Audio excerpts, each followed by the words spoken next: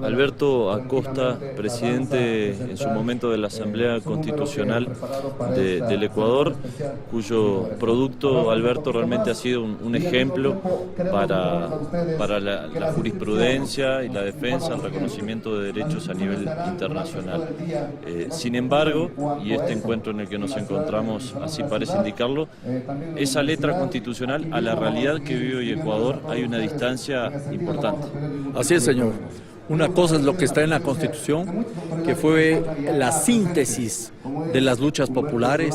Ahí están todas las expectativas de las luchas emancipatorias de los pueblos y nacionalidades indígenas, de los distintos segmentos de la sociedad, pero lamentablemente todos aquellos logros plasmados en la Constitución no se reflejan en un cambio profundo y en la práctica del gobierno del presidente Correa. Hay cada vez una mayor distancia entre el mandato constitucional y la práctica gubernamental. Por eso estamos reunidos acá, porque retomamos la lucha y tenemos que seguir defendiendo nuestros derechos. Y claro, es obvio que los derechos hay que ganarlos a pulso y no esperar que sean la dádiva de los gobernantes.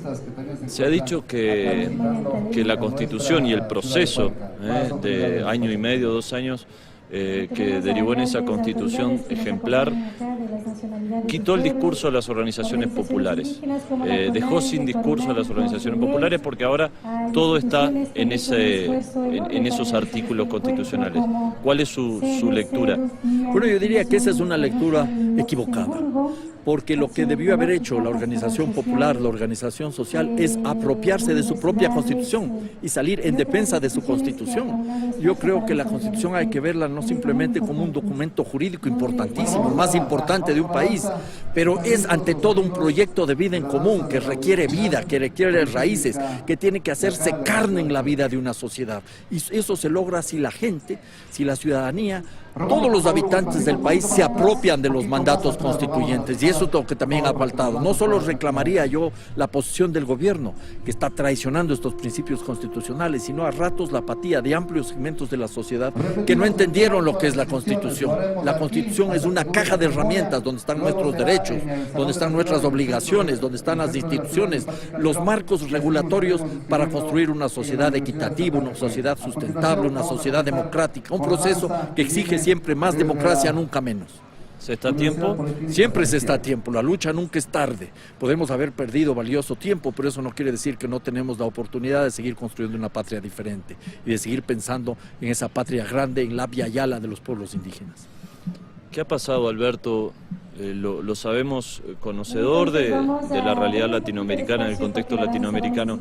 ¿Qué ha pasado con los gobiernos del cambio frente al capitalismo extractivista? Bueno, yo creo que los gobiernos del cambio, los llamados gobiernos progresistas, han introducido algunos cambios sustantivos. Estamos en una senda post-neoliberal y eso es bastante, pero no suficiente, porque lo que no queremos es simplemente reeditar lo que se venía haciendo anteriormente de una mejor manera. De hecho, yo no veo por ningún lado lo que se llama el socialismo del siglo XXI. En realidad, lo que hay es el extractivismo del siglo XXI.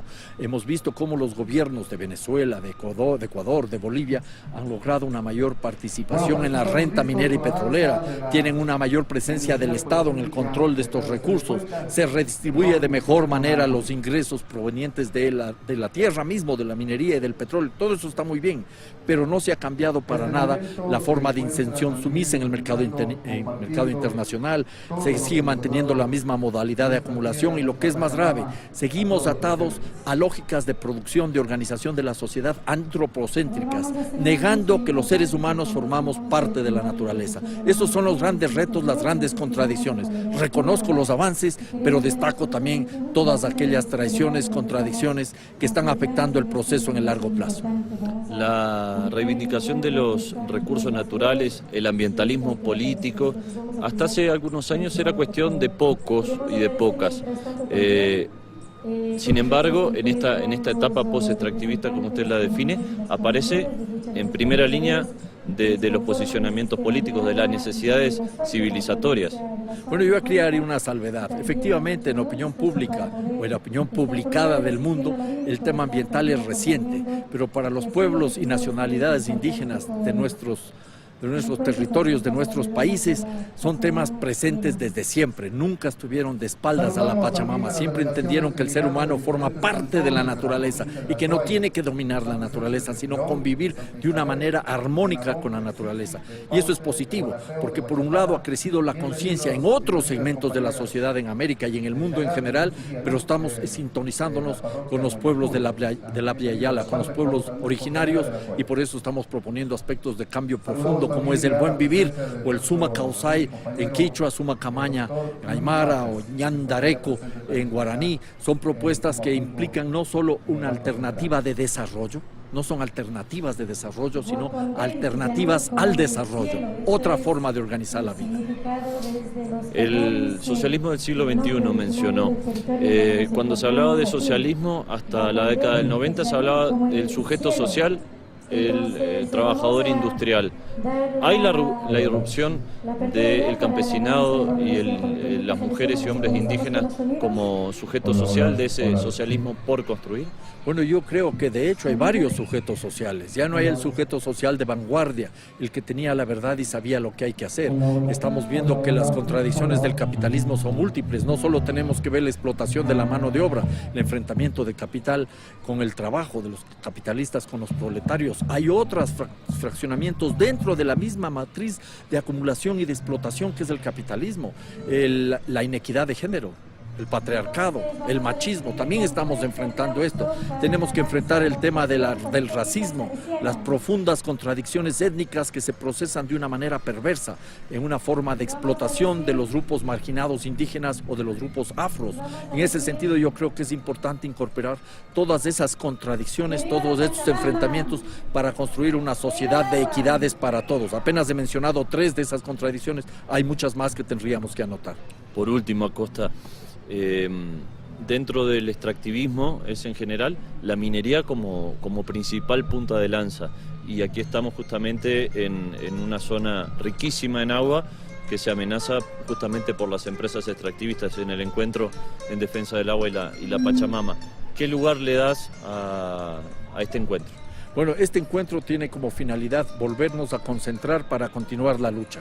Recordemos que en la Constitución de Montecristi, aprobada en el año 2008, se puso con letras mayúsculas, por así decirlo, que el agua es un derecho humano fundamental. No el acceso al agua, el agua es un derecho humano fundamental. Eso fue un paso revolucionario importante. Ahí se establece que no debe haber privatización del agua y se establecen prioridades en el uso del agua. Primero, el agua para los seres humanos.